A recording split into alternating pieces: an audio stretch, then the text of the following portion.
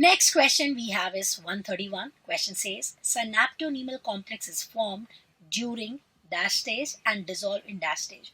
Complete the above statements by choosing correct option for A and B. Okay, so here we are given certain options, but remember, very easy. Synaptonemal complex is formed during zygotine stage and it dissolves during diplotene stage. So we can successfully arrive to the correct answer, which is option number 3 is the right choice. Answer is option 3. Let's move further.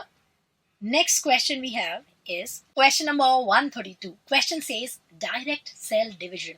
Students, what is the another name of direct cell division? It is known as amitosis. Okay. And the speciality of amitosis is that there is no spindle formation. There is, or I can say, this lacks spindle formation. Lacks spindle formation. Then students, remember, in certain organisms like bacteria and certain protozoans, these are the examples where amitosis happen. Now, in the question also, you can see direct cell division is also known as mitosis. Not right, because mitosis is known as equational division. Then we have lax spindle formation, correct. Occurs mostly in plants, not right. Occurs with the help of esters, absolutely incorrect. So therefore, students, we are left with option number 2, which is right. Answer I'll write down is option 2. Let's move further. Next we have is arrange the following events of meiosis in the correct sequence. So we have to see all of these and then we have to see what is the correct sequence, what is coming first and what comes later. So we have chiasmata formation, alignment of univalence. Please remember, univalence will be formed after the separation. Bivalents were homologous chromosomes were together, and univalent after the crossing over. Okay. Then chromatids reach the pool. Okay, that would be the last of all. Initiation of reduction in number of chromosomes. So let us write in detail. Students, chiasmata formation. When will this happen? Chiasmata will form during, yes, will form during diplotene. And can you tell me when is diplotene? This is the part of prophase 1. Leptotene, zygotene, pectine, diplotene, and then dikinases. Okay. So chiasmata is seen in diplotene or prophase 1. Then talking about univalence. Univalence on equatorial plate. Univalence on equatorial plates. Students, this happen during metaphase. And that too, metaphase 2 of meiosis 2. Okay. Then chromatids, as I told you, this would be the last thing. Chromatids reach pole. Reach the pole. This will happen when telophase will occur, and that too, telophase 2 of meiosis 2. And then initiation of reduction in number of chromosomes. It has been just initiated. Okay. Which means it will happen during anaphase. Initiation is there, not complete reduction is there. So, initiation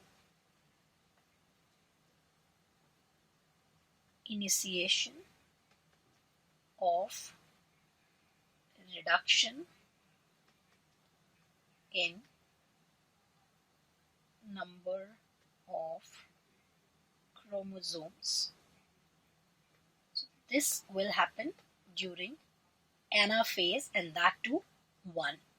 So if it was complete reduction, it would have been anaphase 2. But here it is just initiated. So it is anaphase 1. So what do we see? What is, first of all, we see chiasmata formation. right?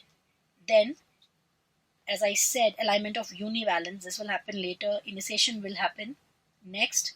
Third will be alignment of univalence, and fourth will be the chromatids reach the pole. So you can also see first will be the chiasmata formation, that is in prophase 1. Prophase 1 is first. Then initiation of reduction chromosome number, that is in anaphase 1. Then we said arrangement of univalence, that will be in metaphase 2 later on, and then telophase 2 where chromatids will reach the pole. So what is the correct sequence? 1, 3, 4 and 2. So it would be A would be first, then would be D, then would be B, then would be C, which makes option number 1 correct. So answer is option number 1. Right? Now let us move on to our next question, which is question number 134. A taxonomic aid which gives actual account of habitat and distribution of various plants of a given area is, remember, that taxonomical aid is known as flora. Yes, flora is a book that contains the actual information about the plant living in a particular area. It gives the idea about habitat and distribution. Yes, it was an easy question, I know. Option number 2 is right. Now let us move on to the last question of today's paper. Question is, which of the following characters are defining features of all living organisms? Okay, so we have to see the defining property. Growth from inside, correct, which is called intrinsic growth. It is seen in all living organisms. It is a defining property. Sexual reproduction is not a defining property, because we have learned about infertile couples who are not able to reproduce, but they are very much living. So it is a non-defining property. And there are other examples too. Metabolism is a defining property. Can I write down DP? Is that okay? That's a short form.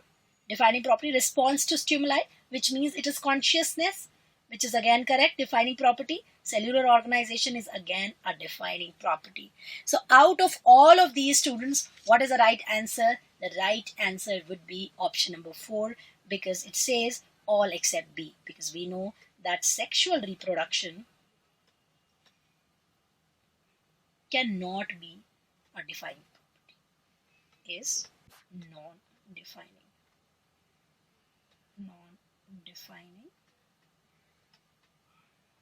feature of all living organisms. All right. So the right answer, I'll write down again, is option number 4. So guys, this was all in the quick solutions of botany. I wish you all the very best. Bye-bye. God bless you all.